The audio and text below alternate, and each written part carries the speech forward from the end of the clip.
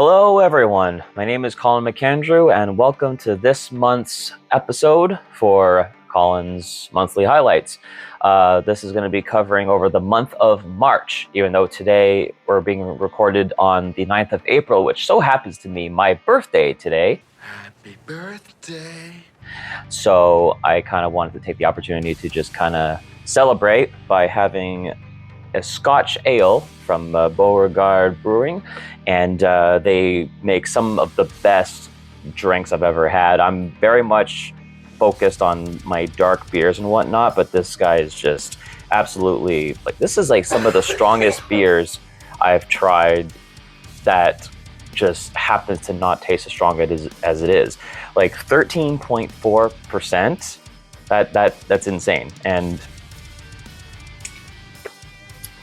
it goes down so smoothly. This is absolutely beautiful stuff. So this is my celebratory drink, let's say. I'm 31 today, and I don't really feel too old. It's kind of nice. Also, I got to spend the day mostly staying home and taking care of my not so feeling well girlfriend. So So in case you do hear any mild coughing in the background, that explains any questions from that on.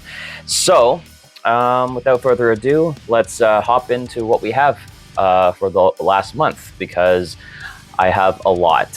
And considering the last episode was about half an hour, and I had a lot to say for each release, and I have probably twice as many things to talk about. So without going further into it, I'm gonna try to go through these as fast as I can, but still say enough to kind of help pull you into the releases we have. First segment, we're gonna hop into the highlights of the month for the month of March. And March this year has been pretty insane for releases. I thought January was already pretty stacked for releases. February also had some great ones, but January was a very promising start for this year. And March just kind of came in and just immediately just release after release with just several loaded stuff. Can we make a joke?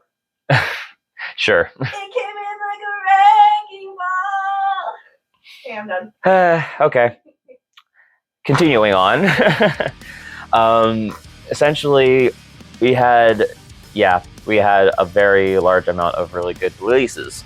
And so I'm going to be talking about each and every single one of them, the ones that really pulled me in, which is quite a bit.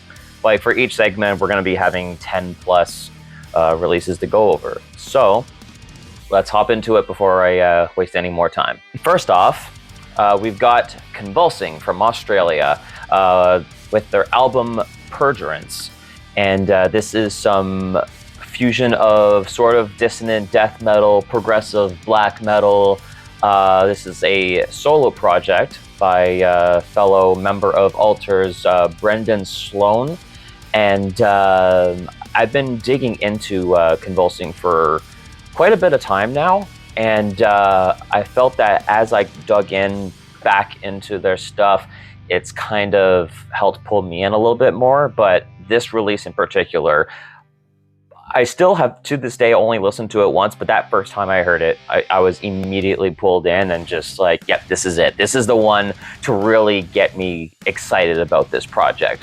And I still have to go back and see how I feel about some of the previous stuff, but this album in particular, absolutely mind-blowing. Highly recommended.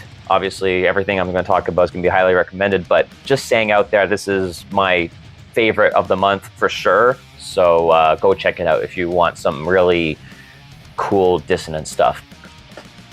Up next, we got Severus from United States with their album called Maze Envy. This is another one that really took me into for a journey as well.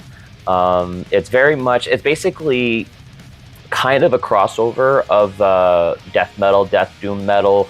Usually you can just say it's death doom metal instead of just saying it's death metal and death doom. But the thing is, it's necessary to say both, because the first half of the album kind of goes straight forward and like almost kind of hardcore oriented death metal riff stuff, and it's just kicks you in the face like right away. And I love just the energy and the aggression that they provide.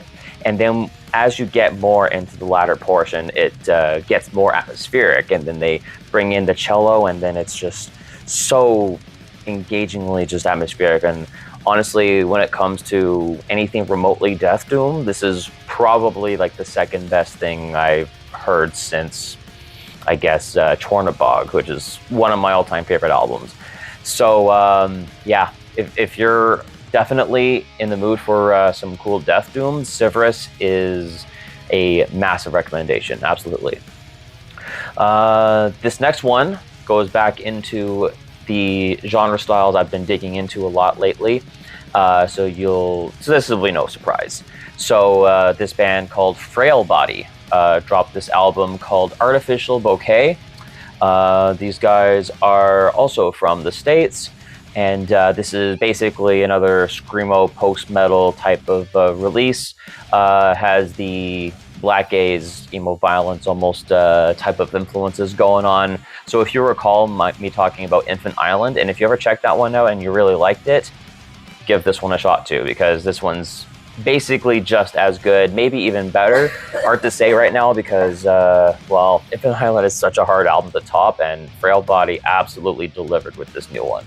So if you're looking for that kind of thing to dive into, check this one out. Next one, I actually talked about this band last month with their previous release from a few years back, and I thought it was so good I had to talk about it, and I mentioned they're putting out a new one, and lo and behold, it's good enough to talk about here. So this is for the band Pedersen with the new album Ashen Plain. These guys are from Austria, and this is another kind of screamo-ish post-metal release, a little less on the extreme black gaze sort of approach, but still pretty heavy. Definitely a lot more on the atmospheric side of things, and really hits hard. Honestly, I think this one might even be a bit better than the previous one. I think there are definitely some improvements that pulled me in with this one that, as I mentioned, is worth mentioning here. And if you're looking for more stuff in the vein of that type of style, then definitely check this one out too. Now stepping in a little more into the brutal death metal side of things, we got Brodake, if that's how you pronounce it properly.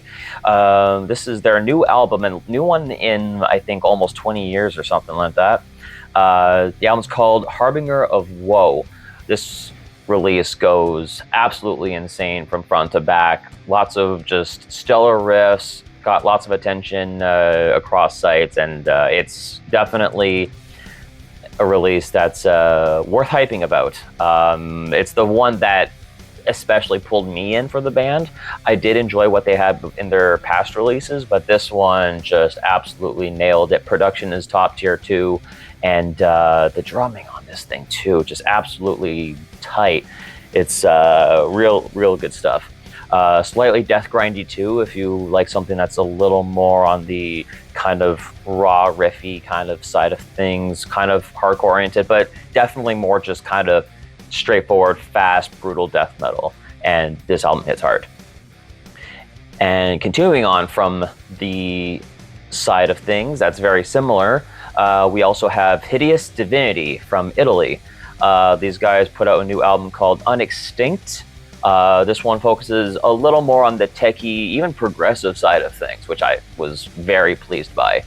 And lengthier tracks, pretty engaging songwriting. The structures are like pretty linear. Like they actually have a good chunk of ideas that they got going through front to back.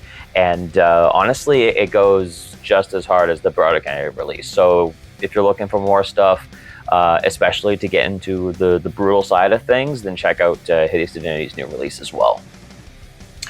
Coming up next, we're going a little more into the hardcore side of things now, with this metalcore sort of, metalcore, mathcore, screamo, bit of breakcore, almost kind of cyber grindy, but I guess not quite cyber grindy, but I think people into cyber grind would dig it, if that makes sense.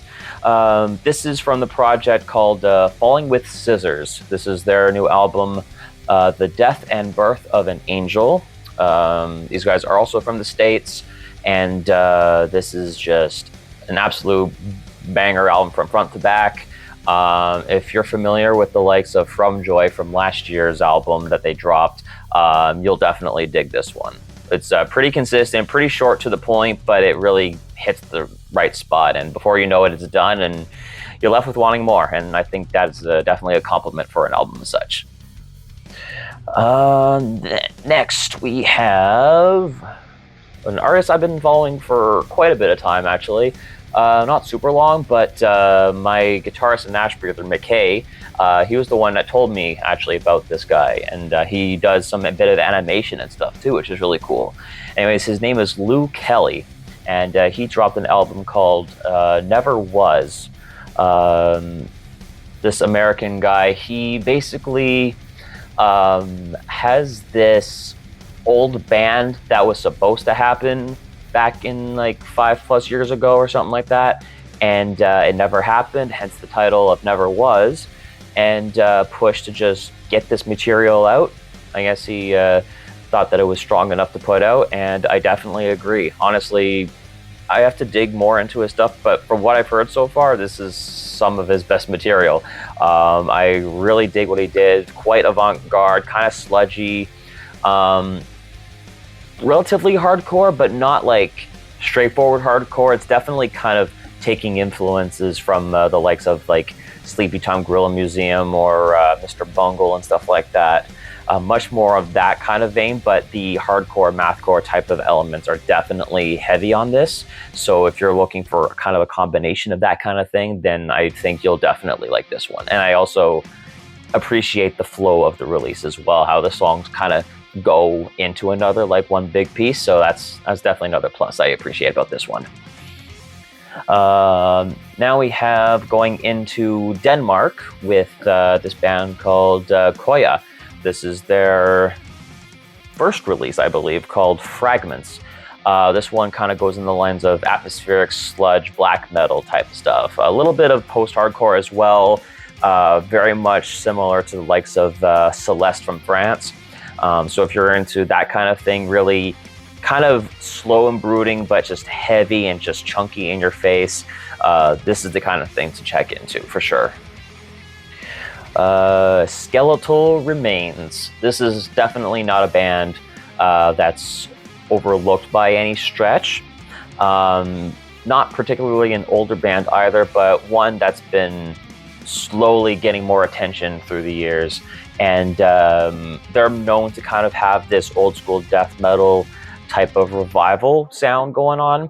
And they definitely continue it pretty strongly on this next one. Their album is called Fragments of the Ageless. And if you're looking for just your straightforward death metal, good chunky riffs, and you want something that really pulls you in front to back, this is definitely a good one to check out. Highly recommended. Yeah, this is a good drink, right? Moving forward, we still got just a few more. We'll try to speed through the process, but as I said, March has been absolutely stellar. I have to talk about these releases. Coming up next, we're gonna continue down a little bit more on the sort of deathy metal, doom metal type of combination releases. This is with the band called Slime Lord from UK. The album, it's a little hard to pronounce. I kind of almost want to just get Google to say it for me, but I'll just try to say it. The album is called Tridiomycosis Relinquished. That's just look up their newest album. I'm sure you'll see it. Yeah, this is another one that's not quite as focused on atmospheres like Severus did for this month, but it's got some friggin' great riffs, and I think it's engaging enough that it'll pull you in. I really enjoy what I heard on there. Pretty captivating stuff, and I'm definitely looking to check into it again and see what else is there to offer. But strong enough that's worth checking out. I've been seeing some hype behind it too, so yeah, that's that. Next, we got, actually, this is probably the first time I'm mentioning a split release, actually, I think, for this. This is between the two bands, Secrecy and Baron, who are both from Sweden and Belgium, respectively. This is this pretty straightforward death grind release. Arguable whether if this is considered an album or an EP, but there's many songs and it's relatively short, so it could go both ways. But if you want something that's quick to the point, riffy, and just in your face, both sides honestly are stellar and worth listening to. So give that one a shot if you're looking for some pretty fast-paced and just really riffy and groove-oriented as well, death metal, death grind type of stuff. Going on to Italy again, but focusing more on the screamo side of things again. This is with the artist called Voto. Their new album, another one that's going to be hard to pronounce, mostly because it's in Italian. So excuse me if this is not said right, but I have to say it. So this is Gli ultimi istanti delle nostre vite precedenti. I tried my best. I apologize if I butchered that. But this is a fantastic screamo release, definitely worth checking out. I know the term screamo could also be kind of bordering on whether it's worth talking about for a metal review site, but in terms of screamo, I think there's enough riffage stuff that I think metalheads will appreciate, especially if you want to dig more into the genre. So this is a highlight to definitely check out for that kind of thing. And if you want to check out more cool Italian bands, honestly, Italy's got a pretty strong screamo scene, so this is definitely a pretty big example of that. All right, on to the last one. This is actually a band that's been around for quite some time, since I believe the early 2000s, and they put out a spontaneous surprise EP, let's say. The band is called The Sawtooth Grin.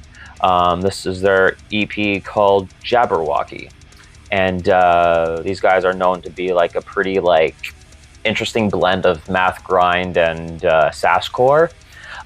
This EP kind of adds in a little more of the avant-garde metal side of things as well, so you'll definitely hear some pretty strong Dillinger Escape Plan influences, which is not a bad thing. I mean, Dillinger is one of the hierarchies of mathcore, which for very good reason, and still one of my favorite bands for that reason too.